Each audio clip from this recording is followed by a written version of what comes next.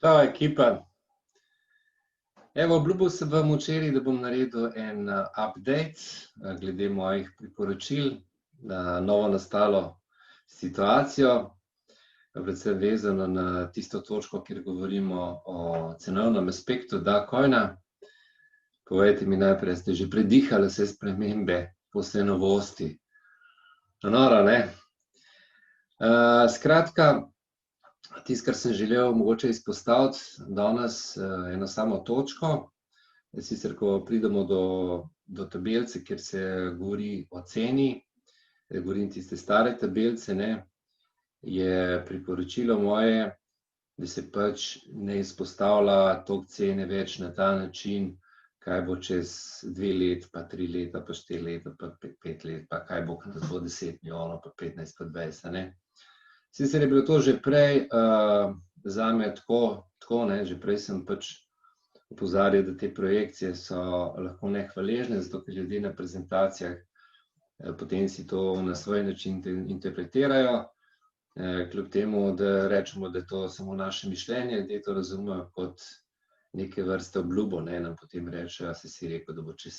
3 leta 5 evrov ali pa da bo čez 5 let nas 30 milijonov. Zdaj, govoril sem ziv, fundamentalno vrednotenje cene ostane do nadaljnjega tako, kot je bilo, dokler ne bo spremembo pa verjetno kar hitro že v prihodnjem letu, ne. Ampak do preklica, se pravi, se v bistvu velja tako, kot je veljalo do zdaj, se pravi, cena Dacoina se vrednoti na podlagi tega fundamentalnega vrednotenja, s tem, da mogoče zdaj glede na to, kar sem povedal, ne, jaz bi to tabelico dal celo ven, ne, tisto, kjer je napisano število uporabnikov pa število sprejemnih mest, pa bi mogoče uporabil raje to, ki jo uporabljamo zdaj, mislim, predvsem Andreja uporablja, pa jaz občasno na tej novi prezentaciji, se pravi, kjer se samo pove, da pri fundamentalnem vrednotenju gre za to, da se na vsake 10.000 uporabnikov cena zraste za 1 cent, pa na vsakih 100 trgovcev za 1 cent. Se mi zdi, da je to, glede na to situacijo, zdaj, ko moramo razdeliti samo še toliko Dacoina, kot veste, 12% samo še, oziroma 350 milijonov,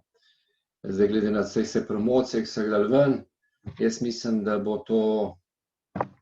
verjetno predan v enem letu, recimo, ne, ali pa v enem dobrem letu, ali pa mogoče še letu, ne glede na to vse promocije, ki jih imamo zdaj tudi, ne. Se pravi, tisto, kar bi bilo zdaj treba več poudarka dati, je pač na tej viziji, na to, kam gremo, v kateri fazi smo, ne. Mogoče bi celo dodal v prezentacije noter 2-3 slajde od tega PDF-a, ki je bil včeraj, da se pač pove, da smo zdaj v prvi fazi, se pravi v fazi distribucije, in da samo še 350 milijonov coinov za razdeliti, se pravi, na ta način se stalno lahko kreira ta občutek nujnosti,